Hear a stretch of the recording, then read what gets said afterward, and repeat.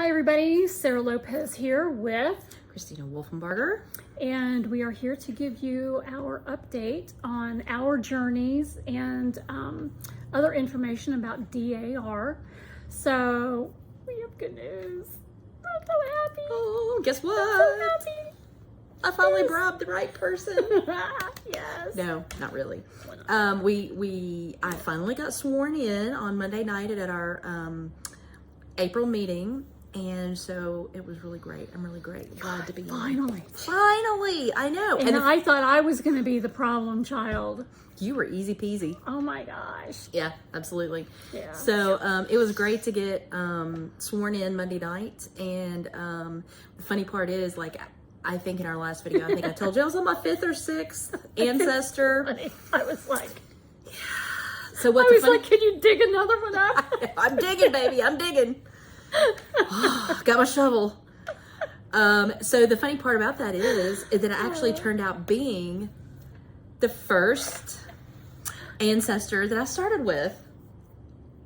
I know, back to number 1. You told me that, and I'm like, really? Yeah. I mean, in like 5 places I have blah, blah, blah, revolutionary soldier. And I'm like, yay, this will be him. And they were like, well, couldn't prove it. So they dug up a piece of paper somewhere that crossed that last T and dotted that last I. So I got in Monday night. Yeah. So I'm very excited.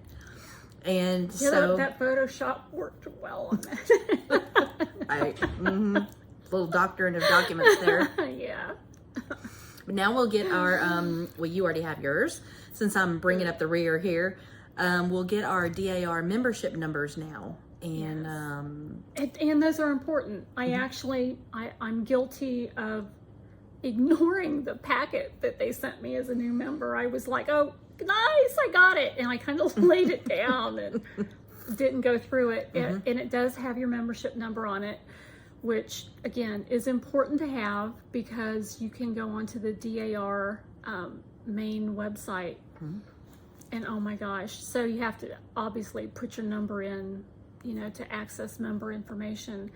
And there's so much there. It is a huge, beefy website. A lot of it's free to anybody who's interested in DAR.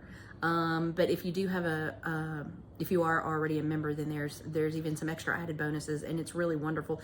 We have found too, we would love, like a little dream bucket list would be to go to the DAR library in Washington. I've been to the Library of Congress before, and I just fogged up the glass and drooled, looking down over the reading room and all that. So I can imagine what the DAR library would be, just quite an amazing place, I think. Yeah, but that website's, for now, it's the powerful. Website's, definitely. It has a lot of stuff. And so congratulations, Christina. Thank you, I'm in. I can't believe it. Yes. So one of the things that we do want to mention is that if you're in the process of becoming DAR and you still have outstanding paperwork, or even just interested in getting started, I would say giddy up go on that, because at meeting we did and we heard that there will be a rate increase for membership, probably before the end of summer. So if you've been dilly-dallying and you don't quite have everything ready, you may want to proceed a little more quickly if possible, and get that done. So jumping back to the website and things that the DAR offers, we have a lot of projects going on. You can find those on the website, different things that are going on, and you get to log your hours. So when you sign in, you can actually put in hours once you're a member, and you can put in any type of social activity work that you might do, anything you're not getting paid for. It can be through your church, any School, other organization, Boy Scouts. or Girl Scouts. Yeah, I mean anything really. If you go to a nursing home and volunteer, if you help out at your food bank, any of that stuff, anything, even if you read stories to little kids at church, in children's church. That's what ours was always called. Right. I mean, that counts, you know, so you can log in your hours that way. Which is really nice. And we have a really strong, like we've mentioned in the past, that's what we really like about our local chapter. So just to give you some more ideas of some of the things the DAR is actually going to be doing in our local chapter, we're coming up in the next month or 6 weeks, I guess, is going to be a river cleanup. I think, is this going to be in conjunction with Earth Day? Yes, it is in Coming up at conjunction the with end of Earth Day. April. We, of course, have a strong emphasis on our vets of all wars. Yes. Does not matter. We offer breakfasts. We do. We have breakfast for them on Saturday mornings. We also, you know, with Easter and different holidays going on, we like to give them a little extra for that. Maybe ones that can't make it for breakfast time. We're having an Easter dinner. And we did a Thanksgiving one last year. Yeah, I think that was where we were just kind of coming on board, so we weren't really into that yet. We didn't realize that was going on. So, but yeah, there's lots of options to do things. Collecting plastic lids that can be recycled. We have a group that we send those to, and we mean lids like country crock butter lids, water bottle lids, caps. off detergent, the ones that you measure, toothpaste caps, contact lens, you know, all of that, any of those little plastic lids, and you can see that little recycle triangle on there. Collect those. Groups use them.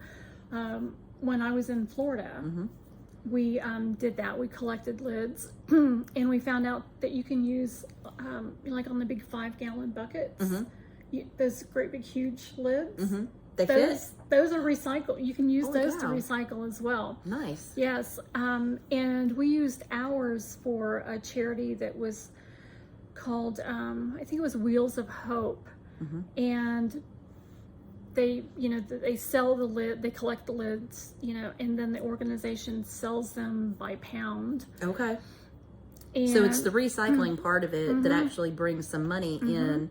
So like one of our members knew about this particular program through one of our local schools, and she just brought it to the table and was like, hey, bring your lids.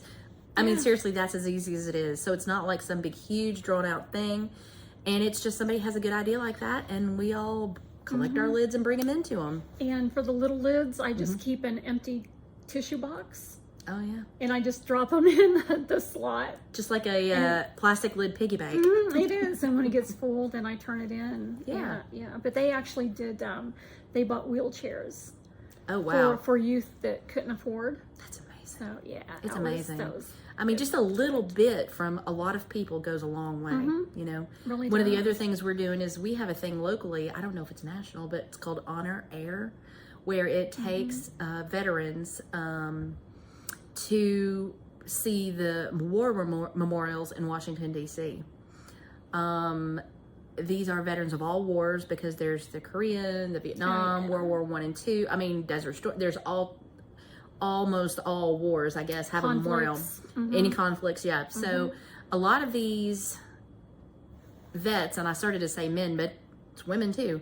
A lot of these vets have never emotionally or mentally been ready to see these memorials in Washington. Some of them have never been to Washington. Right. So, for example, our DAR ladies, you know, like to send them off and send them and bring them in with a welcome home, which a lot of them said they didn't get when they came home, especially from like Vietnam and certain battles like that. So I think it means a lot to them. It seems to, and they fly up and back in the same day, because it's not long really to DC on a plane from here, from Tennessee. So, you know, they seem to really appreciate it. It seems to mean a great deal to them. And when they get home, they have this massive group of people cheering them on and welcoming them back and thanking them for their service, and they certainly deserve it. Yeah, and we have pictures from today, so, you know, on the Facebook page, you can scroll through and see our Tracy was there. And Tracy was our representative that went. Anybody can go.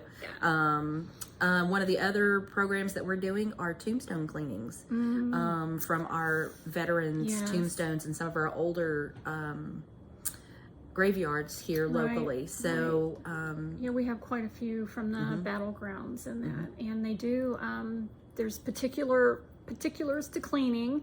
Just 'Cause don't, you don't just wanna don't go damage it. out and try to You do don't get that a wire yourself. brush and start scrubbing. You just, No. you have to be a little careful. There's a little There's a special solution yes. to use and the whole soft brushes and that yes. kind of thing, because you don't want to damage. We're trying to preserve, and we're trying to be able to read and see the information and names and dates and which so which that they'll wars be and- there for at least a Right. couple more generations. Right. Yep. So I think that's about all we have this time. We have lots of opportunities. We have a great chapter here locally. If you're interested, look in your area. You can Google it. Google. You can Uncle Google.